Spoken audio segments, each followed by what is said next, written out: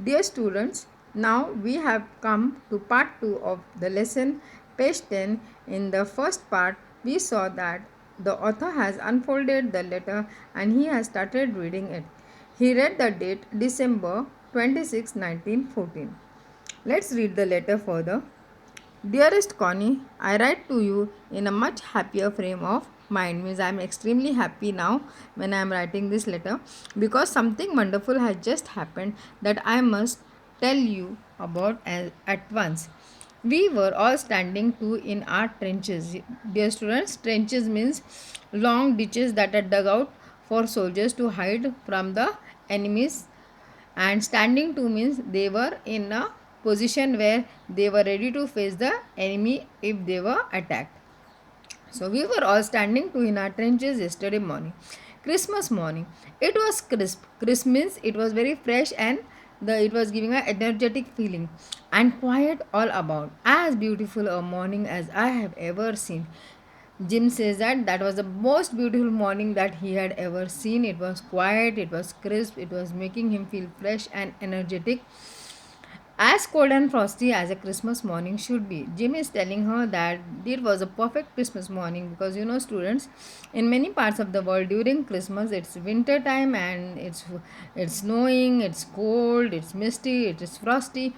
So that will exactly give you the feeling of the occasion when a particular climate is available on that particular day.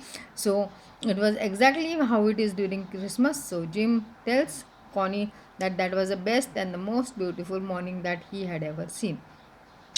I should like to be able to tell you that we began it, but the truth I am ashamed to say is that Frizz began it. Dear students, Jim is saying that he is ashamed to tell Connie that he should have begun something, but it was actually the Frizz who began that. Now, what was that the Frizz began? We will let it be a surprise because we are going to read it further. So, dear students, if Jim is ashamed that he has not done something that he should have done and the Frizz did it, means obviously the Frizz have done a very noble task. What was it? Let's see further. First, someone saw a white flag waving from the trenches opposite. See, what a surprise! From the opposite side, there were trenches dig over there. Now, let me tell you, Fritz are who? Fritz are German people. Fritz is a nickname used for German soldiers. So, obviously, in the opposite trenches, there were German soldiers, and you can realize now that since there are trenches and white flags and this taking position, obviously the Britishers and the Germans are at war. So it was very surprising that one of the priests was waving white flag from the opposite trench. Then they were calling out to us from across no man's land, and they were also calling out something. What was it? Happy Christmas, Tommy, happy Christmas. What is this? No man's land. No man's land is that area or that part of land that is between the borders of two countries, and this land belongs to none of the countries on the border.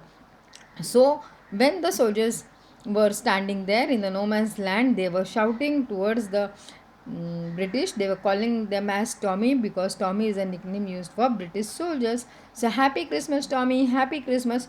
When we had got over the surprise, and this was very surprising, but they just came out of the effect because nobody can remain in a surprise mode when you are at a war, and it was not an ordinary war, it was World War I. Some of us shouted back. The even the Britishers could not keep themselves back from expressing their wishes to the Germans, though they were enemies at that time. Same to you, Frizz, same to you. I thought that would be that. We all did, but then suddenly one of them was up there in his great coat and waving a white flag. You know that Jim thought that, and even the other British they thought that it was okay to just exchange the greetings, and maybe the Germans might just stop at it and they will go back to their position. So that means it was the end of just giving the greetings and going back. That is what the Britishers were expecting from the Germans, but that was not that. That was not the end. What did the Frizz do further? Suddenly, one of them was up there in great coat and waving white flag. Somebody came near them, too near them, and one of them shouted, "Don't shoot, lad!" Someone shouted, and no one did. It was very surprising that the Germans were telling them not to shoot, and even the Britishers did not shoot them at that time. Then there was another fridge up on the parapet. Parapet is a wall that is a protective wall built in front of the trenches so that the soldiers could keep themselves safe from the fire that is sent from the other side. Keep your heads down, I told the men. Now Jim was not sure about these people and he was doubting their intentions. He thought that it could be a trick, so he commanded his men that they should not believe them and they should keep their hands down. But surprisingly, it was not a trick. The Germans were really honest at that time. They really wanted to celebrate Christmas with the Britishers.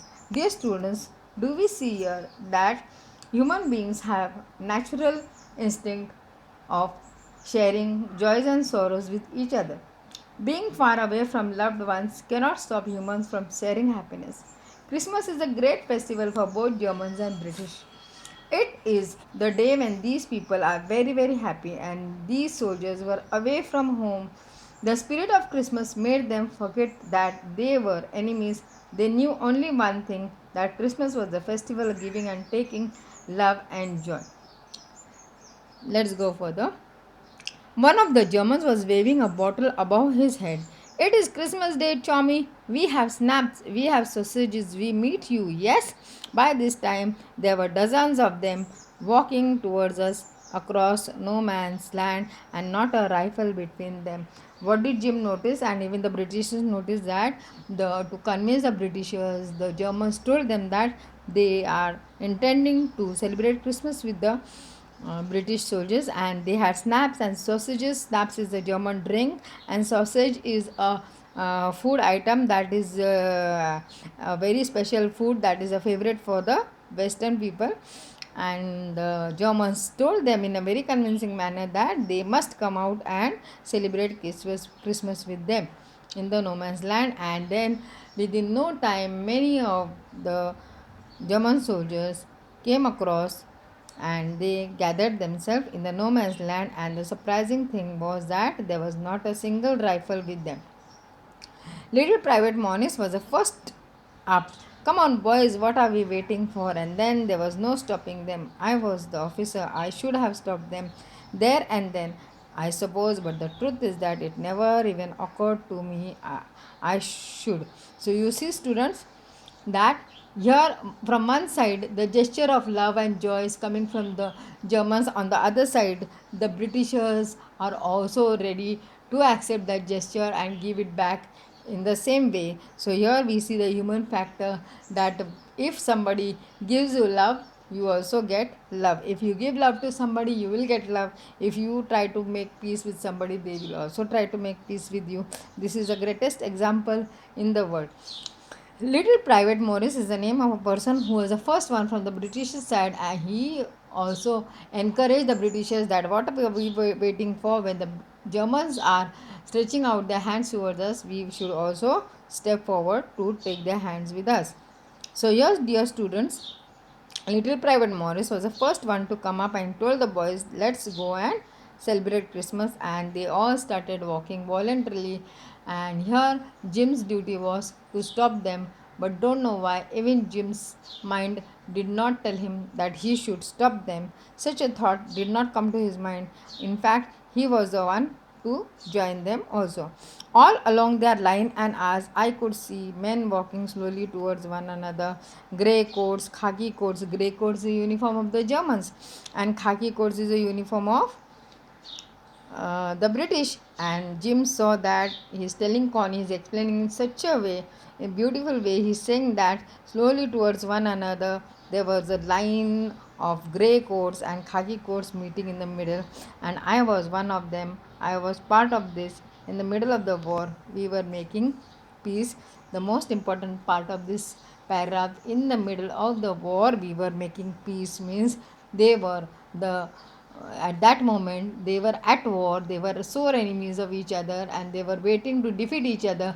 But at that time, at that moment, they were making peace, they were at peace, they were enjoying and exchanging greetings and love and care to each other. It was unbelievable. I cannot imagine, dearest Connie, my feelings as I looked into the eyes of the police officer who approached me. Hand outstretched. Hans Wolf, he said, gripping my hand warmly and holding it. I am from Dusseldorf, Dorf, I play the cello in the orchestra. Now, cello is a type of an instrument, and he said that he was from Dusseldorf. Dusseldorf is a town in Germany, and Hans Wolf said to Jim that he used to play cello in the orchestra. And what did the Jim tell Connie about Hans Wolf? He said that he could not express the feelings that he came to his mind when he had a handshake with Mr. Hanswolf, because his handshake was full of love and warmth as it would have been with any of his friends.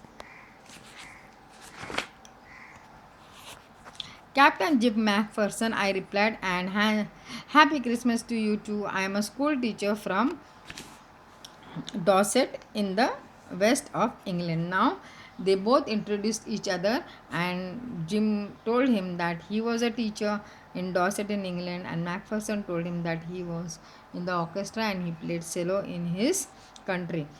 Ah, Dorset, he smiled. I know this place. I know very well. We shared my rum ration and his excellent sausages, and we talked, Connie, how we talked. He spoke almost perfect English, but it turned out that he had never set foot in Dorset, never even been to England. He had learned all he knew of England from school and from reading books in English. His favorite writer was Thomas Hardy. His favorite book was Far from the Maddening Crowd. So now what we see, dear students, that Jim is explaining to Connie the character of Mr. Hans Wolf, and he says to Connie that when he met Hans Wolf, he was surprised that he was such a warm person. Secondly, he told that Hans Wolf was speaking very perfect English, though he had never been to England any time in his life, and he had learned everything about England and English in his school. He was also surprised that the favorite book of Mr. Hans was Far from Madding Crowd, written by Thomas Hardy, who was his favorite writer. And this Thomas Hardy is an English writer, and obviously the book is also in English. So out there in the no man's land, we talked of Bathsheba. Bathsheba is a character from Bathsheba is a character from Bible who married a king so that she could have a son who had extraordinary characters. And Gabriel Oak is a name of a rose which has many petals. It is famous in England. And Sergeant Troy is also a character from the book Far from Madding Crowd.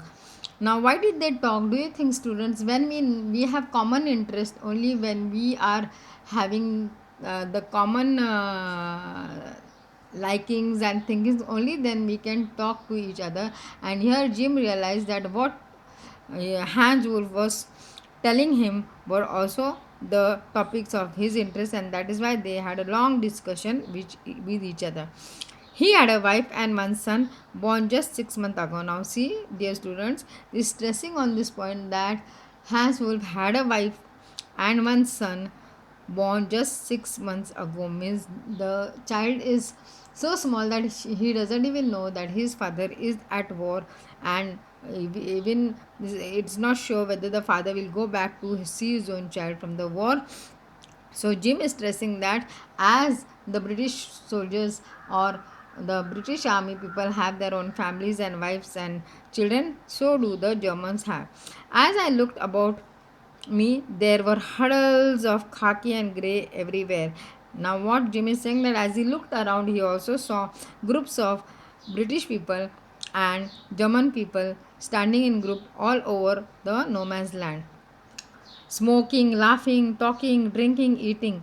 Hans Wolf and I shared what was left of your wonderful Christmas cake, Connie.